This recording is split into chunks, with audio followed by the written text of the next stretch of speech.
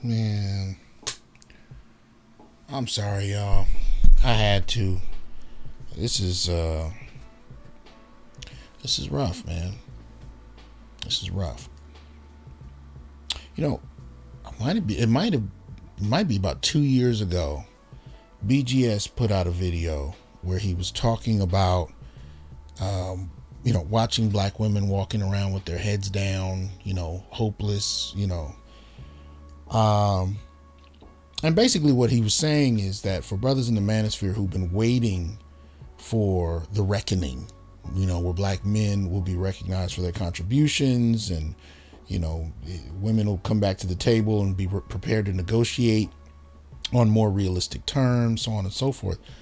His point was, you may be waiting for that, but you're not ready for what's going to come with it. Right.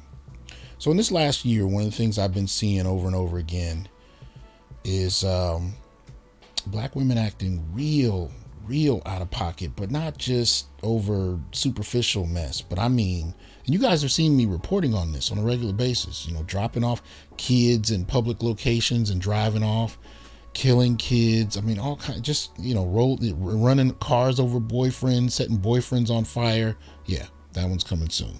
But, a lot of this, in my assessment, has been in response to the breaking down of the social and political structures, the policy structures, in many respects, that women have grown quite comfortable with. And with that comes an insecurity in relation to this instability that's just through the pale. So let's get to it, right? And I apologize for not opening up the way I normally do. This just threw me. But, this is Onyx Report's Black Masculinist News for the day. I do hope you guys are well. Like, share, subscribe, join, and please donate and support the channel. All the information is really on the screen on how to do so. But, so, this one threw me off so much, I couldn't even really maintain my composure. I mean, to be honest with you,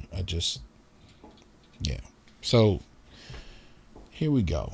This one was dated earlier today in nydailynews.com, titled, "I Just Gave Up. Queen's Mom Accused of Slaying Twin Babies, Poisoned Infant's Milk, Scalded One with Hot Water, Prosecutors Say." Man.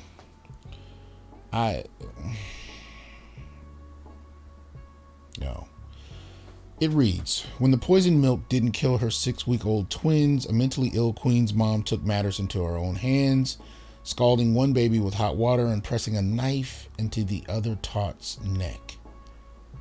Prosecutors revealed Saturday. Damn.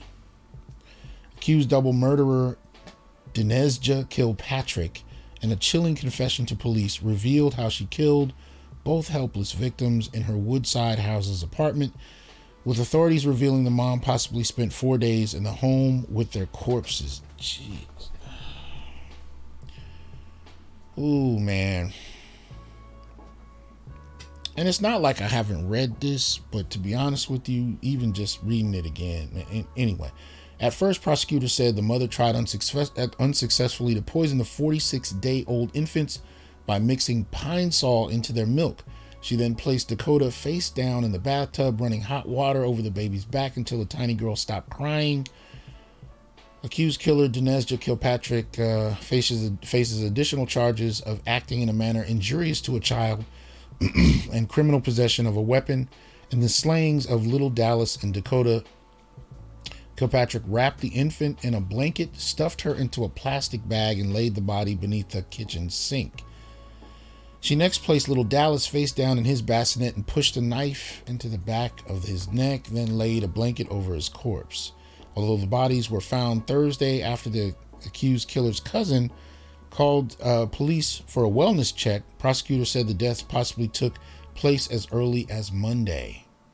The babies wouldn't let me sleep, she told cops after her Thursday arrest, said prosecutors. I just gave up and stopped caring. I didn't care about the babies. That's why I poisoned them. Kilpatrick was also placed under a doctor's care while in custody on charges of murder, endangering the welfare of a child, and weapons possession. The Queens apartment building where the twins' bodies were discovered is pictured Thursday, April 22nd. That's in the article. This is tragic, heart-wrenching case, said Queens District Attorney Melinda Katz. 2 babies are dead, and their mother charged with doing the unthinkable. This should have been a joyous time for this family. Instead, the babies' relatives are mourning their deaths. Kilpatrick told police that she didn't know the twins' father, and no one was helping her with newborn children. But her sister told the Daily News that she was traveling often from her home in Yonkers to help out with the babies, and said she never thought the new mom could kill the infants. Things changed on Thursday when sister Quantea Kilpatrick went to visit her sibling at the Woodside Queens apartment. As soon as I walked in, I knew something was off, says 39-year-old Quantea. On Friday, something was giving me bad vibes. There were no baby clothes, no baby bottles. She told me the babies were with their father. The suspects concerned, cousin Kiwona Lanos. These names are killing. God damn it.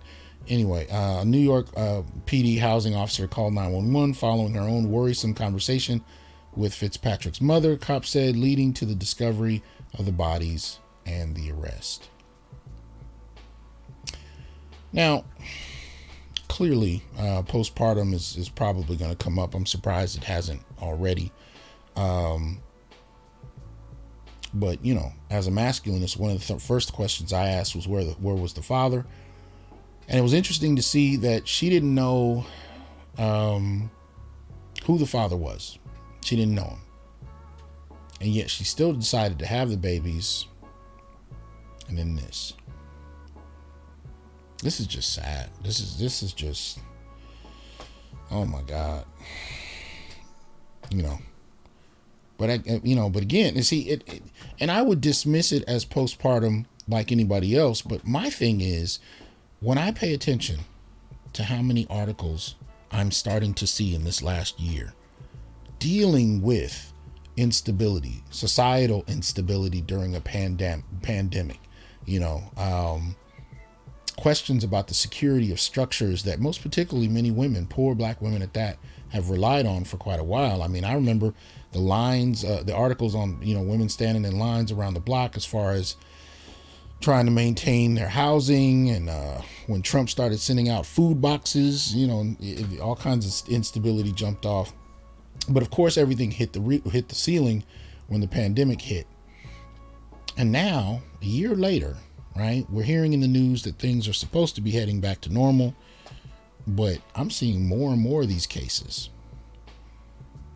And all I could really say, to my brothers is, be really, really careful, man. I mean, we talk about dick discipline for a reason.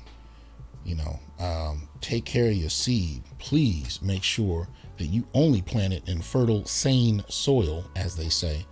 And if you have kids already and you're not with the mother, make sure you are a serious part of their lives. In terms of the data, children of single parents fare far better with fathers than mothers. And of course, the ideal setting is for a father and mother in the same household in a functional relationship. But when you get scenarios like this is just sad. I mean, this is just truly sad. No.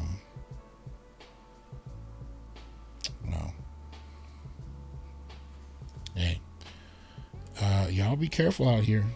And we need to look after these babies best we can, because this would have meant one thing to me in general prior to having a child.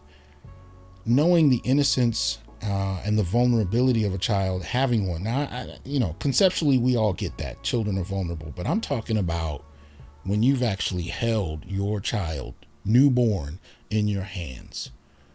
And you know just how vulnerable that is. This is just,